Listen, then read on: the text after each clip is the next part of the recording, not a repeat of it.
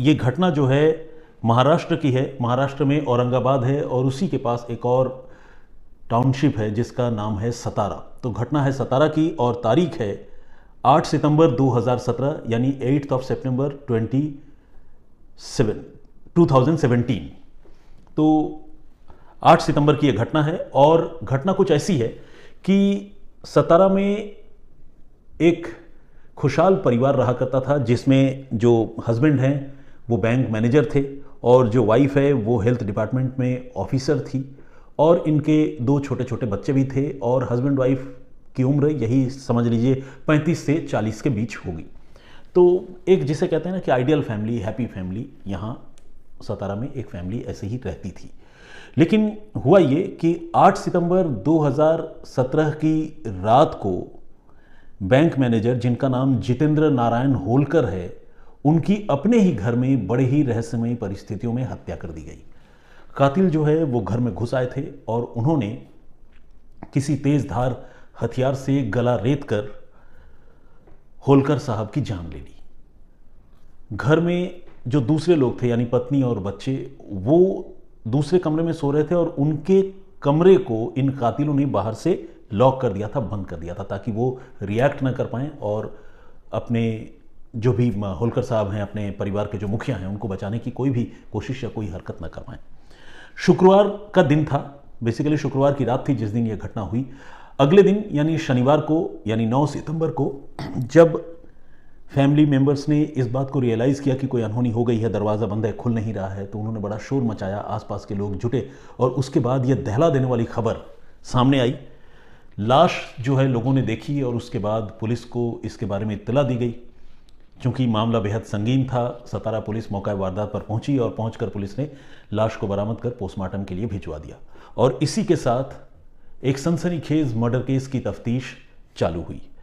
Police अब ये पता लगाने की कोशिश कर रही थी कि आखिर बैंक मैनेजर जितेंद्र नारायण होलकर की किससे दुश्मनी थी, आखिर कौन ऐसा था जो उनकी जान लेना चाहता था, क्योंकि जिस तरह से घर के अंदर उनकी हत्या हुई थी वो किसी गहरे साजिश की तरफ इशारा कर रही थी। कोई लूटपाट जैसी घटना सामने नहीं आई थी। प्लस एक और अजीब बात ये थी कि घर में जो है वो फ्रेंडली एंट्री थी, यानी जो मेन डोर होता है उस डोर पर कोई तोड़ फोड़, धक्का मुक्की, चिटकिनी का टूटा हुआ होना, ऐसी कोई बात नहीं थी। परिवार के लोग जो है जो दूसरे कमरे में सो रहे थे उनको कातिलों ने बाहर से बंद कर दिया था कमरे में। तो ये सारी परिस्थिति अपने आप में बड़ी अजीब थी और पुलिस के लिए इस मामले को सुलझाना बहुत चैलेंजिंग हो रहा था क्योंकि पुलिस को कोई क्लू या कोई लीड इस मामले की आसानी से मिल नहीं पा रही थी। अब पुलिस ने ज़्यादा से ज़्यादा जानकारी होलकर परिवार के बारे में जुटाने की शुरुआत की और इसी क्रम में पुलिस जो है वो भी पता लगाने लगी कि आखिर क्या रीज़न जो है होलकर की हत्या के पीछे हो सकता है। जो ऑफिस में काम करने वाले कुलीग हैं, जो दोस्त हैं, परिवार के जो दूसरे लोग हैं, उनसे भी पुलिस ने बात की और पुलिस ने ये समझने की कोशिश की कि क्या जितेंद्र नारायण होलकर की किसी से कोई दुश्मनी थी या कोई ऐसा था जो उनकी हत्या करना चाहता था। लेकिन हर तरफ से इस मामले में पुलिस को निराशा ही हाथ लगी और पुलिस को कोई ऐसी लीड, कोई ऐसी जानकारी नहीं मिली। जब वक्त गुजरता रहा और पुलिस को कोई इन्फॉर्मेशन नहीं मिल पा रही थी तो पुलिस, जैसा कि आप जानते हैं, जब इस तरह की घटनाएं होती हैं तो पुलिस एक साथ कई एंगल पर मामले की तफ्तीश करती है और जितने डायमेंशन होते हैं, चाहे वो मैनुअली लोगों से पूछताछ करना हो, डोर टू डोर जाकर ये पता करना हो कि भाई कौन हो सकता है, कि आपने किसी को आते जाते हुए देखा था, या दुश्मन कौन हो सकता है, इसके बारे में पता करना हो। इसके अलावा इलेक्ट्रॉनिक सर्विलांस पुलिस करती है, मोबाइल फ़ोन की जांच करती है, सीसीटीवी फुटेज खंगालती है। तो पुलिस ये सारे जतन, ये सारे प्रयास कर रही थी और इस कोशिश में पुलिस को जो है एक सीसीटीवी फुटेज उस इलाके का मिला और जब पुलिस सीसीटीवी फुटेज की जांच कर रही थी तो सीसीटीवी फुटेज में पुलिस को एक चौंकाने वाली बात नजर आई। पुलिस ने यह देखा कि जिस वक्त ये घटना हुई थी, जो भी टाइम फ्रेम था जिस वक्त पुलिस को आशंका थी कि मिडनाइट को यह हत्या हुई होगी, उस टाइम फ्रेम में पुलिस ने जब उस लोकेलिटी के सीसीटीवी फुटेज की जांच की तो पुलिस ने यह देखा कि एक रेसिंग बाइक पर 2 लोग मिडनाइट को उनके घर की तरफ से जाते हुए दिखाई दे रहे हैं। ये लोग कौन थे, रेसिंग बाइक किसकी थी, ये सारा कुछ जो है वो एक सवाल था क्योंकि इनको देखकर पहचान पाना संभव नहीं हो रहा था क्योंकि फुटेज जो है वो बहुत क्लियर नहीं थी। अब पुलिस जो है पुलिस को लगने तो लगा कि इस मामले में इन दो लोगों का हाथ हो सकता है, लेकिन पुलिस को अभी मामले की तफ्तीश आगे बढ़ाने के लिए और क्लियर कट फुटेज की ज़रूरत थी जो साफ़ सुथरी हो, जिससे बाइक का नंबर कम से कम पता चले या जो कातिल सस्पेक्टेड है उनका चेहरा पता चले। इस कोशिश में पुलिस ने यह तय किया कि अगर हत्या हुई है तो जाहिर है हत्या से पहले रेकी भी हुई होगी। तो पुलिस ने कम से कम हफ्ते भर का सीसीटीवी फुटेज पहले से लेकर कत्ल के दिन तक इसको पुलिस ने स्कैन करने का फैसला किया और पुलिस की ये ट्रिक जो है वो काम कर गई।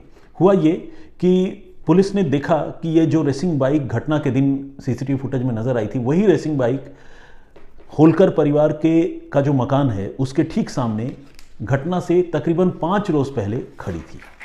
अब चूंकि ये बाइक स्टैटिक पोजीशन में थी, खड़ी थी, तो सीसीटीवी फुटेज से उसका नंबर जो है पुलिस को रिट्रीव करने में कामयाबी मिल गई और पुलिस ने उस नंबर के जरिए बाइक के ओनर का यानी बाइक के मालिक का भी पता लगा लिया।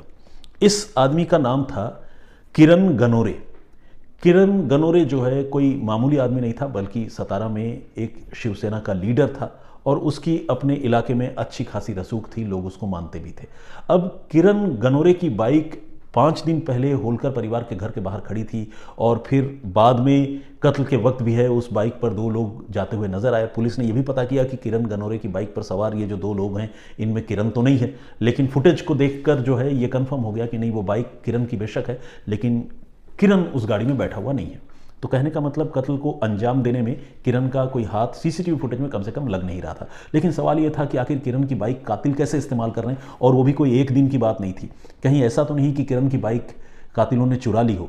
अब पुलिस ने किरण से पूछताछ करने का फैसला किया और जैसे ही पुलिस किरण के पास पहुंची तो किरण ने तमाम तरह की कहानियां सुनाने की शुरुआत कर दी। और आपको जानकर हैरानी होगी कि वो बाइक चोरी नहीं हुई थी और वो किरण के पास ही मौजूद थी। अब बाइक का चोरी न होना, गायब न होना, किरण के पास ही मौजूद होना और उसी बाइक का कत्ल में इस्तेमाल होना अपने आप में यह साबित करने के लिए काफ़ी था कि इस मर्डर केस से शिवसेना के इस नेता का कोई ना कोई लेना देना ज़रूर है।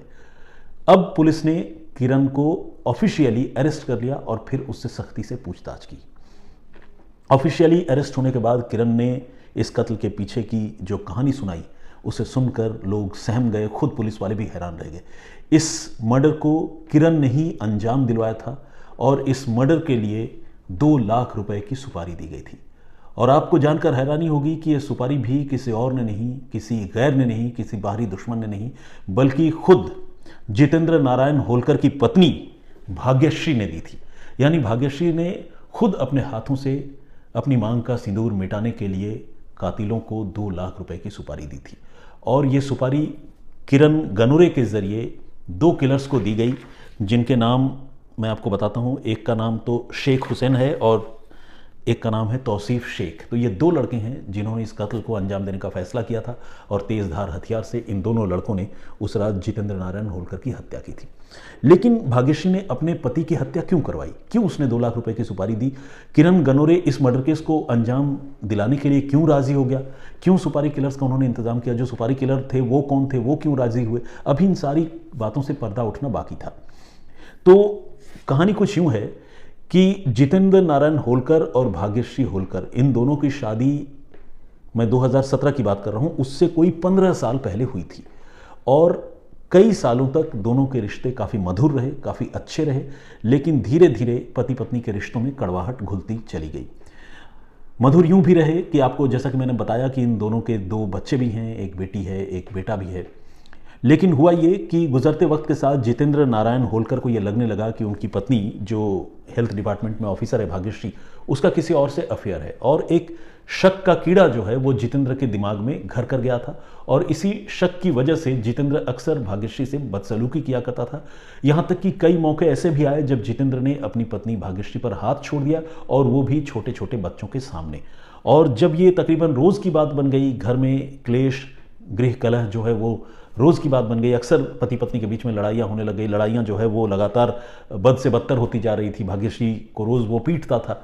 तो फिर भाग्यश्री ने यह तय किया कि वो अब इस समस्या से निजात पाएगी और निजात पाने के लिए उसने ये तय किया कि वो अपने पति की हत्या कर देगी।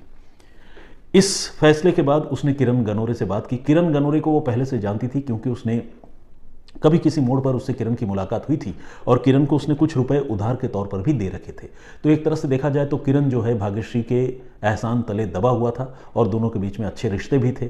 भाग्यश्री ने कहा कि उसे अपने पति की हत्या करवानी है जितेंद्र की, और इसके लिए सुपारी किलर्स की उसे तलाश है।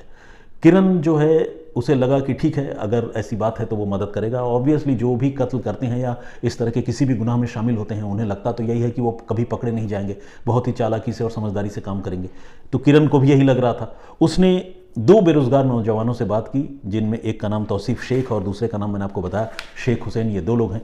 इन दोनों नौजवानों को 2 लाख रुपए का लालच दिया और दोनों कत्ल की वारदात को अंजाम देने के लिए राजी हो गए।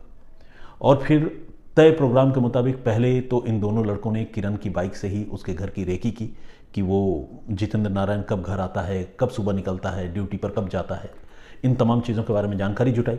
और फिर 8 सितंबर 2017 8 सितंबर 2017 शुक्रवार की रात को इन लोगों ने तय प्रोग्राम के मुताबिक उनके घर पर धावा बोला। और चूंकि पत्नी खुद ही जो है कातिलों से मिली हुई थी, बल्कि पत्नी खुद ही इस केस की मास्टरमाइंड थी, तो पत्नी को जैसे ही इस बात का एहसास हुआ कि रेसिंग बाइक घर के बाहर आकर रुकी है मिडनाइट में, उसने चुपके से घर के दरवाजे की मेन डोर की कुंडी खोल दी और फिर अपने कमरे में जाकर सो गई। तय प्रोग्राम के मुताबिक ये दोनों लड़के अंदर आए। उन्होंने सबसे पहले भाग्यश्री जिस कमरे में सोई हुई थी बच्चों के साथ, उस कमरे का दरवाज़ा बंद किया और जितेंद्र होलकर जिस कमरे में सोया हुआ था उस कमरे में जाकर नींद की हालत में ही उन्होंने होलकर की गला काटकर हत्या कर दी। और इसके बाद दोनों कातिल फरार हो गए। जैसा कि मैंने आपको बताया कि इस घटना के बाद पुलिस तफ्तीश कर रही थी, तो कोई भी फोर्सफुल एंट्री के निशान मिले नहीं थे। और उसके पीछे की वजह अब आपको समझ में आ ही गई कि जब पत्नी ने खुद ही दरवाज़ा खोल दिया तो फोर्सफुल एंट्री के निशान कहाँ से मिलते। लेकिन इस तरह से एक पत्नी का खुद अपने पति की हत्या करवा देना और उसके लिए 2 लाख रुपए की सुपारी देना, बेरोजगार 2 नौजवानों का इस कत्ल के लिए राजी हो जाना, एक नेता का इस जघन्य हत्याकांड में हाथ होना, ये सारी बातें अपने आप में हैरान करती हैं और ये भी सोचने पर मजबूर करती हैं कि हमारे देश में, हमारे समाज में कैसे अजीबोगरीब सोच वाले लोग रहते हैं, जिन्हें इस तरह के जुर्म करते हुए जिनका हाथ एक बार भी कांपता नहीं है। और सबसे बड़ी बात यह है कि इनको एक बार भी ये नहीं लगता है कि ऐसी घटनाओं को अंजाम देकर वो गिरफ्तार भी हो सकते हैं, वो पकड़े भी जा सकते हैं। तो खैर नहीं लगता है। उसका अंजाम यह है कि एक शख्स की तो हत्या हो ही गई, लेकिन बाकी जो 4 लोग थे वो आखिरकार गिरफ्तार कर लिए गए। पुलिस ने इस मामले को उन्हीं दिनों में सुलझा लिया था जब यह घटना हुई थी, उसके कुछ ही दिनों के अंदर। लेकिन आज जब मैं रिसर्च कर रहा था, कुछ इस तरह के कॉम्प्लिकेटेड मर्डर केसेस के बारे में जानकारी जुटा रहा था, तो ये कहानी मेरे आंखों के सामने से गुजरी। और एक ऐसी कहानी जिसमें एक पत्नी ने खुद अपने हाथों से अपना सुहाग उजाड़ लिया और सुहाग उजाड़ने के लिए 2 लाख रुपए की सुपारी दी, तो मुझे लगा कि ये कहानी आप लोगों को मुझे ज़रूर सुनानी चाहिए, बतानी चाहिए। इसमें एक बात ये भी है जो मैं सोचता हूँ, वो ये कि अगर भाग्यश्री के साथ वाकई जितेंद्र इतनी ज़्यादती कर रहा था, तो भाग्यश्री जो है तलाक ले सकती थी, अपने बच्चों के साथ कहीं और चली जा सकती थी और इस तरह से वो अपने बच्चों के लिए भी एक सुरक्षित भविष्य का इंतज़ाम करती, अपने पति से कुछ गुजारा भत्ता ले सकती थी और एक लीगल तरीके से इस मामले में वो अलग हो सकती थी। लेकिन अब देखिए, इलीगल तरीका और ख़तरनाक तरीका उसने चुना और उसका अंजाम जो है जेल की सलाखें उसे नसीब हुई। बाप तो मारा गया, माँ जेल चली गई, छोटे छोटे प्यारे प्यारे बच्चे यतीम होकर रह गए। तो ये बड़ी दर्दनाक कहानी थी। आप लोगों की इस कहानी पर, इस घटनाक्रम पर क्या सोच है, क्या राय है, प्लीज़ कमेंट करके मुझे ज़रूर बताइएगा।